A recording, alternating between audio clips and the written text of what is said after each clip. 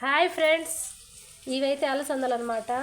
ఈ అలసందల్ని మనము బాగా నానబెట్టాము. ఇప్పుడు మిక్సీ చేసి కచ్చా పచ్చాగా మిక్సీ చేసుకొని మనము గారెలు అయితే చేసుకుందాము. దీంతో గారెలు చేసుకొని చికెన్తో తినాలి. After 100 days I will take the food, chicken food.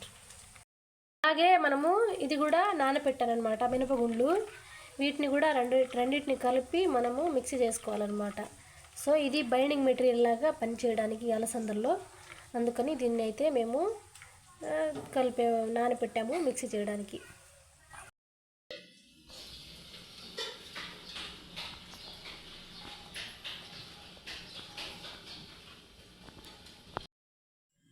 ఇప్పుడు ఆనియన్స్ను పచ్చిమిరపకాయలు మిక్సీ చేసుకోవాలన్నమాట. మిక్సీ చేసుకొని మనం నానబెట్టుకున్న అలసందలు, మినపగుండ్లు దాంట్లో అవి కూడా మిక్సీ చేశాను, రెండు కలిపి. ఇవి కూడా దాంట్లో కలిపి మనము గారెలు అయితే చేసుకోవాలి.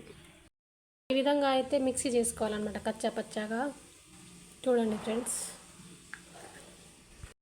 మనము అలసందలు, మినపగుండ్లు నానబెట్టి మిక్సీ చేసుకున్నాం. ఇప్పుడు ఇది రెండు కలుపుకోవాలి. కొంచెం సాల్ట్ వేసుకుంటే సరిపోతుంది. ఆయిల్ పొయ్యి మీద పెట్టి హీట్ ఎక్కాక కొంచెం పిండి వేసాను, ఆయిల్ హీట్ ఎక్కిందా లేదా అనేది. ఇప్పుడు మనమైతే గారెలు అయితే చేసేయాలన్నమాట. చూడండి, గారెలు మనకంత ఎక్స్పెక్టే కాదు, చిన్నగా చేసుకోవాలన్నమాట. అందుకని ఒకటి చిన్నగా వేయడానికి ట్రై చేస్తున్నాను. చూడండి, బాగుందా? నా గారె అయితే ఉబ్బింది, స్టార్ట్ అయింది. చాలా రోజుల తర్వాత మళ్ళీ వీడియో పెడుతున్నాను ఫ్రెండ్స్. పిండి వంటలు నేను చేయలేదు ఇప్పటి వరకు. లాంగ్ వీడియో అయితే పెడుతున్నాను. చూడండి ఫ్రెండ్స్, ఇదన్నమాట. గారెలు వేడెక్కుతున్నాయి, ఉడుకుతున్నాయి.